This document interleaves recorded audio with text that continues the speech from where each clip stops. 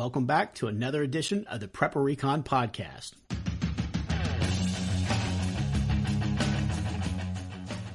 Whether your plan is to bug out or bug in, CampingSurvival.com has all of your preparedness needs, including fish antibiotics, long-term storage food, and water filters. Use coupon code PrepperRecon for 5% off your order at CampingSurvival.com. Hey, Preppers and Patriots, this is the second half of my interview with Dr. Kirk Elliot of McIlvaney Financial Group. Enjoy the show. And Dr. Elliot, is debt ever okay, or is it always bad?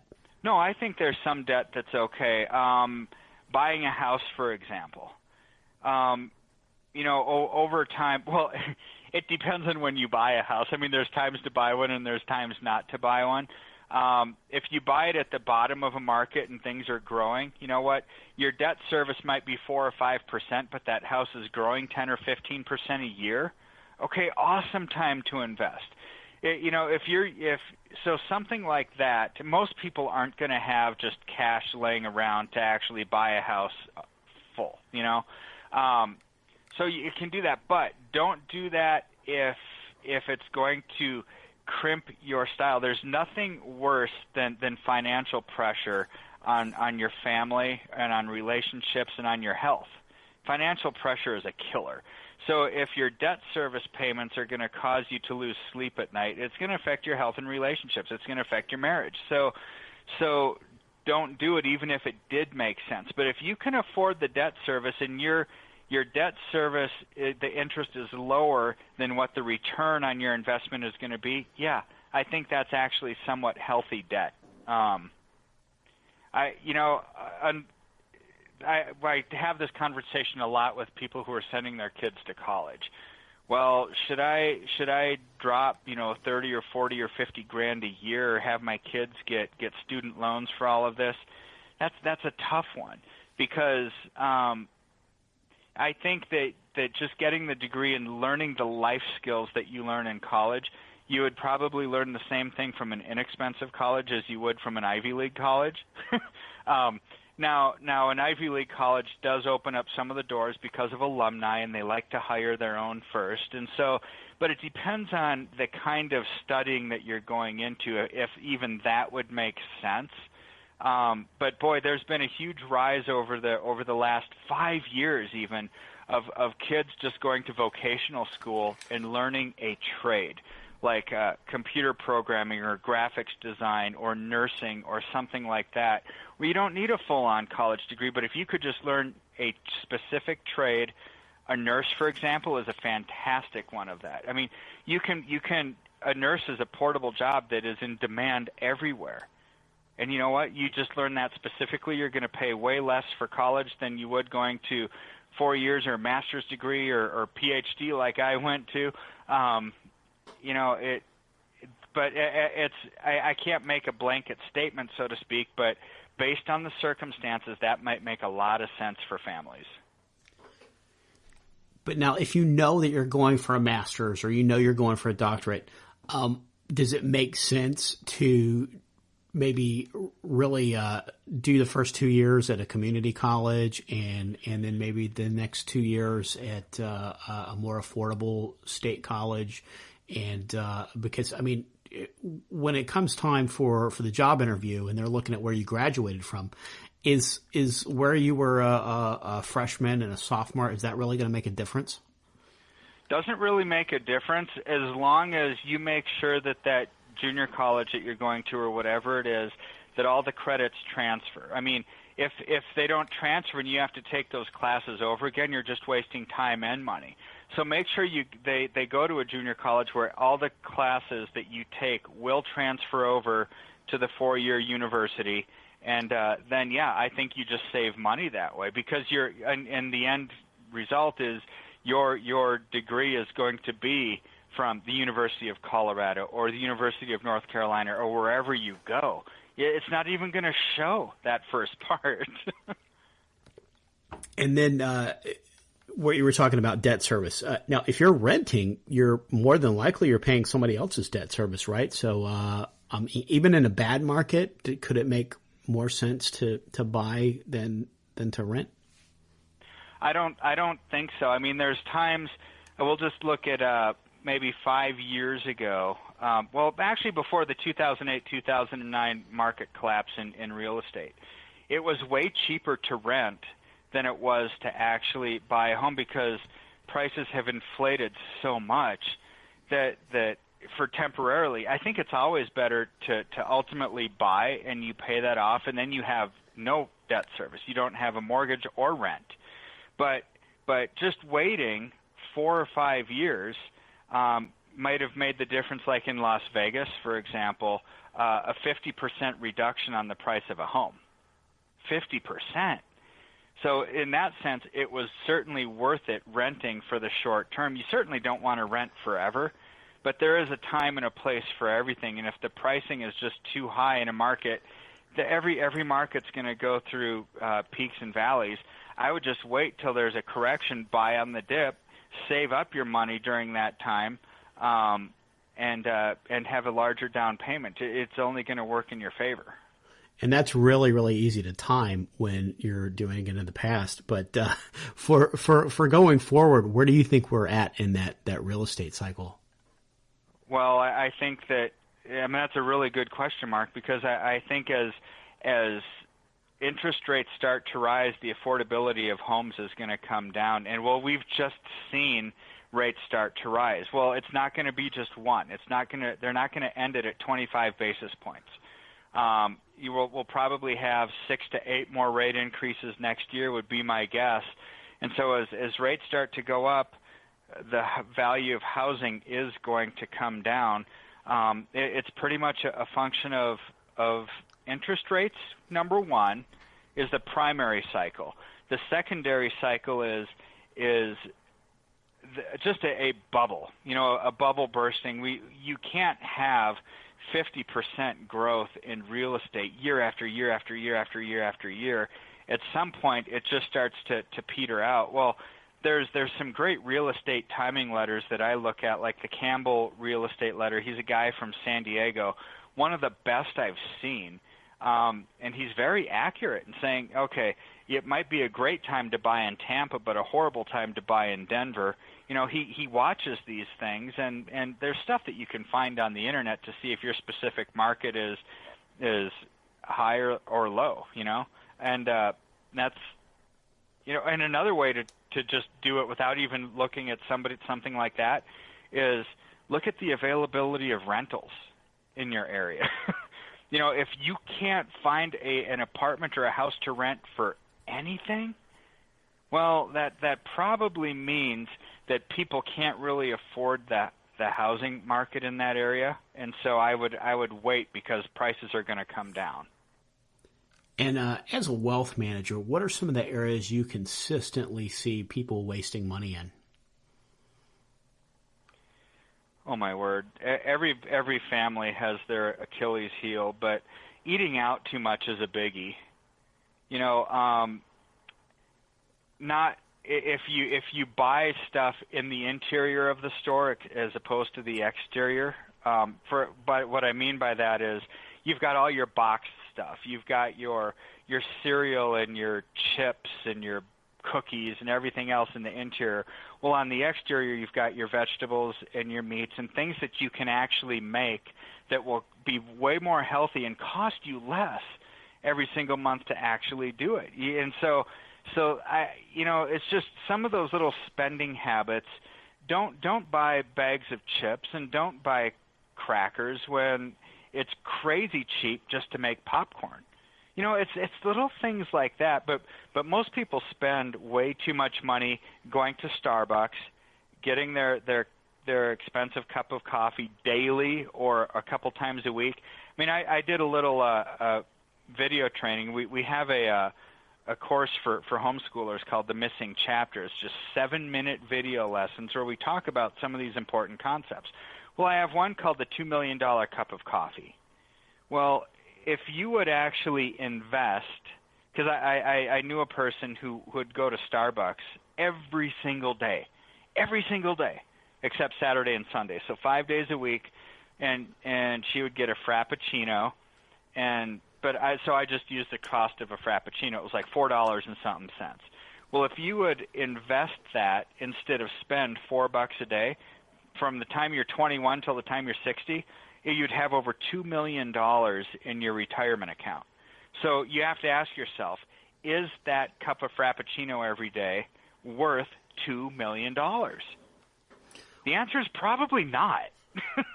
Wow. And there's a lot of things. Everybody has those different Frappuccinos in their life. I'm not picking on Starbucks. Could it be people who have satellite or cable? Having the most expensive package instead of going down just to the medium package or the low package, or going out once a week. Why don't you go out once a month or just eat in? Don't go out at all and make it a date night with your spouse that way. I mean, there are so many areas that we can cut the fat from our lives, and it would be mind-numbing. It is not difficult to retire a millionaire just by cutting out some of the things that we might not actually need.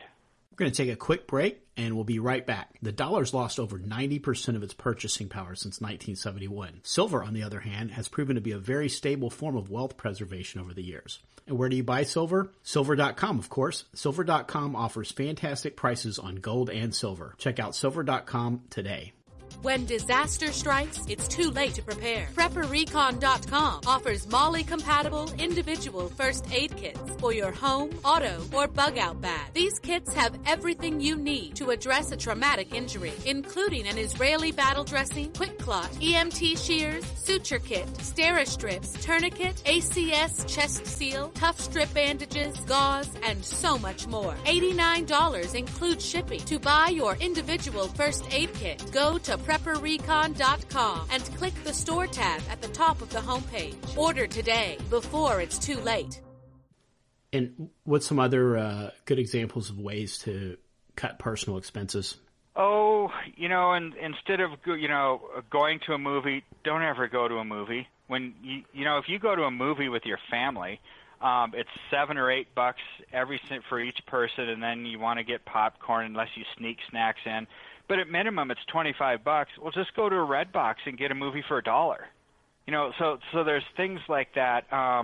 Only go out to eat once a month if you like to go out a lot.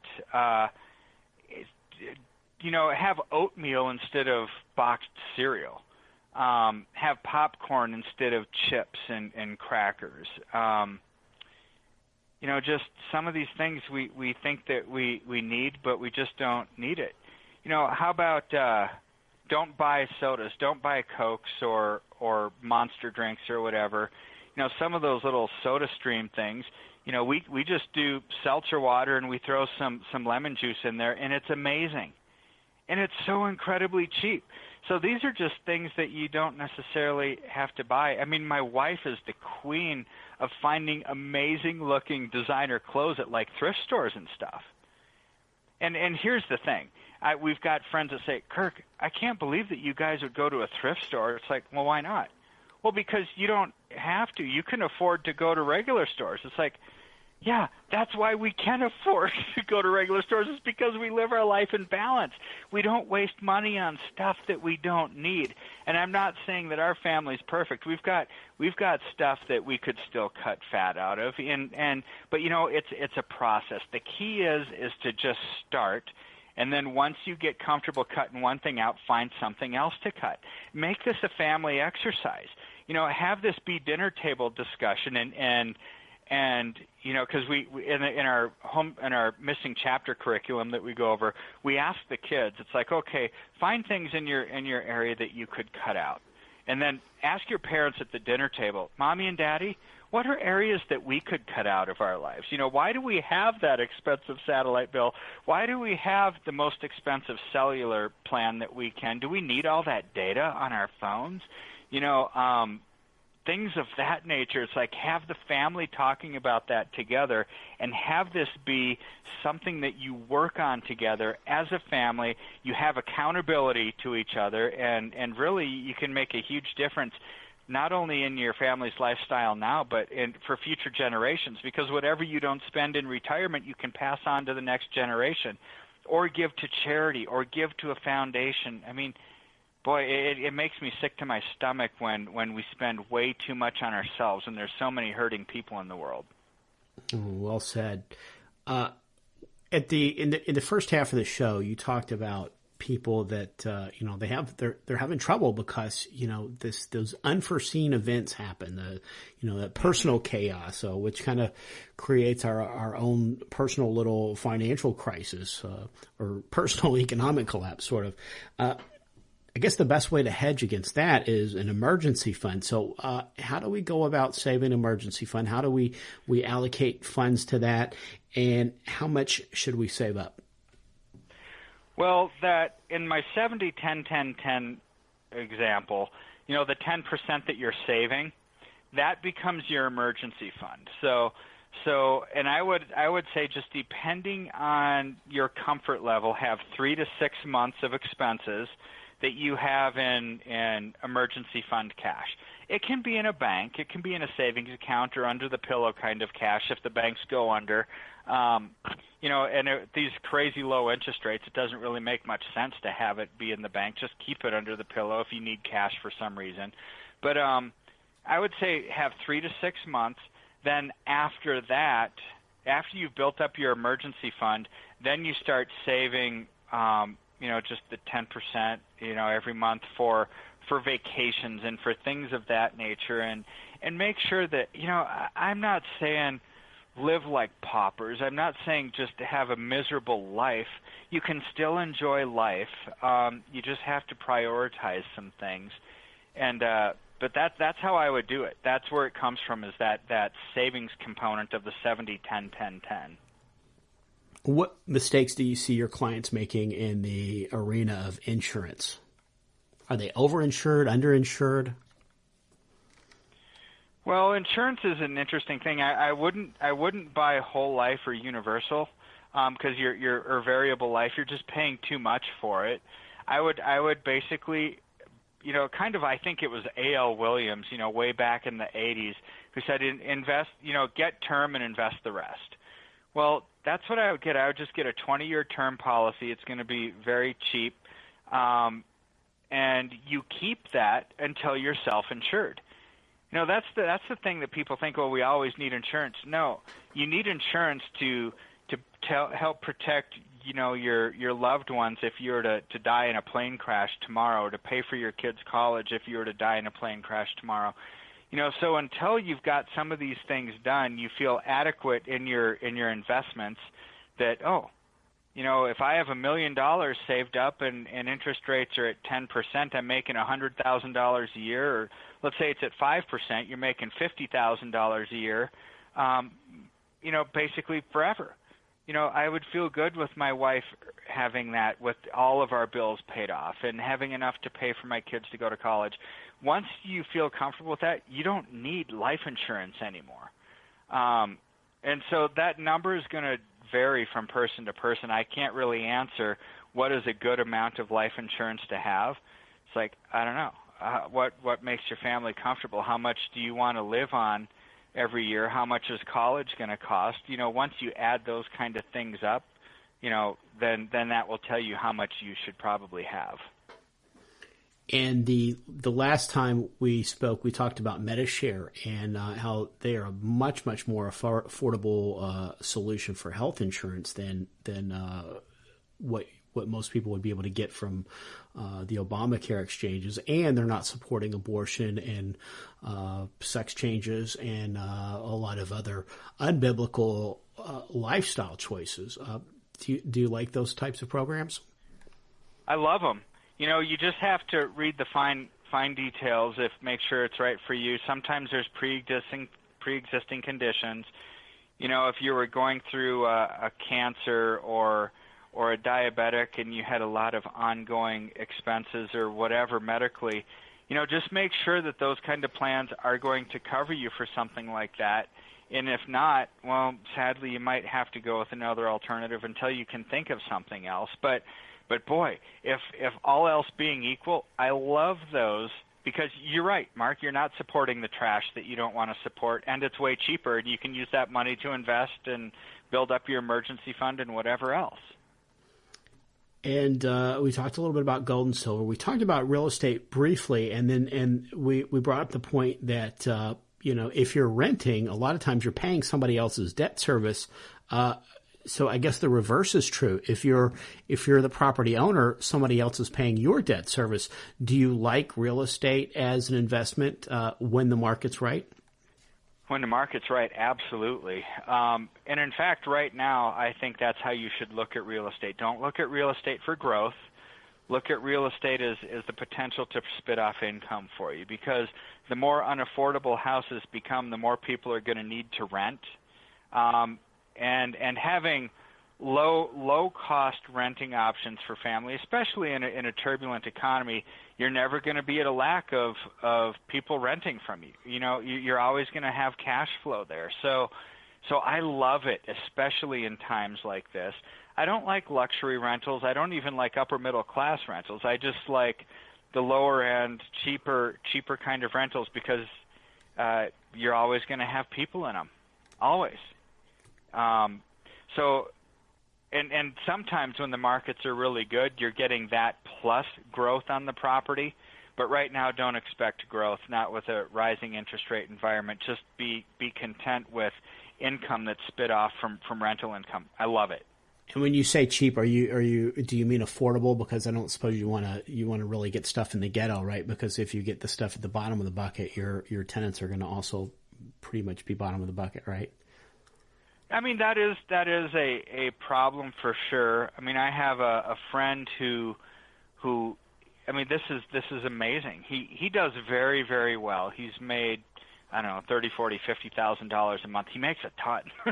But he buys every month. He'll buy what he calls mini mansions. He's in southern Texas, and he can buy mobile homes for $10,000 to $20,000. So every month he takes about a third of his income, which would be, you know, in that range, $10,000 to $20,000. He's buying these things for cash, no debt, and he can rent them for $500 to $600 a month. Granted, he has to have the sheriff show up every once in a while because people aren't paying their bills, and he has to boot them out. And he's got a heart of gold, and he hates doing that, but it's business. So there's always somebody in him. Sometimes you do have some of those headaches, but now he's, over the last 4 years or so, he's probably got 30 of those things. No debt, because he just paid for them as he went along, and 30 times $500 a month. He's making $15,000 a month cash flow. So a lot of people obviously don't have that kind of income, but just do it on a smaller scale. Save up until you could buy something like that for cash, get $500 a month, and then go to the next one. It's like that's a crazy way to do it. And where we live, that doesn't work, because even in our neck of the woods, a cheap, nastiest, most horrible mobile home that you can find is probably $80,000. But depending on the part of the country that you live in, I actually don't mind being a slumlord kind of I know that's just a horrible term, and I don't mean it to sound nasty, but just the very low income type properties, because you're going to have people in them all the time. Whether the economy's booming or horrible, it seems like they're always full. And what other investments do you like at the moment? That's it. I like gold, silver, real estate for income, and cash. That's it. Awesome. And cash is just your emergency fund. That once you've established your emergency fund, you don't have any more cash, because it's not helping you. It's actually hurting you, because you're falling behind with purchasing power loss. But right now, those are the only things that make sense to me: is gold and silver, and real estate for income, and cash. Back in the 80s and 90s, you could add bonds into the mix, you could add stocks into the mix, you could add real estate for growth, but not right now. I don't see the times that we saw in the 80s and 90s happening again for maybe another 10 years or so, because we're now in a rising interest rate environment, not declining interest rates. That affects everything. And then do you think it's a good idea to keep some cash on hand for in case we get sort of a deflationary cycle and some buying opportunities come up? Absolutely. Well, cash on hand, I would look at it. I mean, you could use cash in the bank for that, but I would use cash on hand for if there is a banking crisis and the banks shut down, or there's a bail-in or something like that, like we saw in Greece and Cyprus. when you have banking collapses and you can't access your bank account, your savings account, your ATMs don't work, or from an electromagnetic pulse or something like that, well, cash on hand and gold and silver, anything barterable, is going to be the only thing that really helps you. I mean, that's obviously more of a gloom and doom scenario, but it's something that we have to consider because they're all very plausible. Sure. Really, really great advice. Dr. Kirk, thanks again so much for taking time to come on the show and talk to us. You want to tell us one more time where folks can go to find your work and connect with you? You bet. They can actually reach me at my phone number. That's the easiest. It's my direct line. It's 866-211-8986. That's 866-211-8986. Or the email right into my office is kelliott, that's KELLIOTT, at McIlvaney.com. That's MCALVANY. So McIlvaney, good old Scotch-Irish name. Awesome. Thanks again, and we really appreciated you taking the time out to talk to us today. You are so welcome. It's my pleasure. Are we living in a time of which there is more prophetic writings than of any period in history? Watch through the eyes of Noah Parker and his family as a global empire takes shape.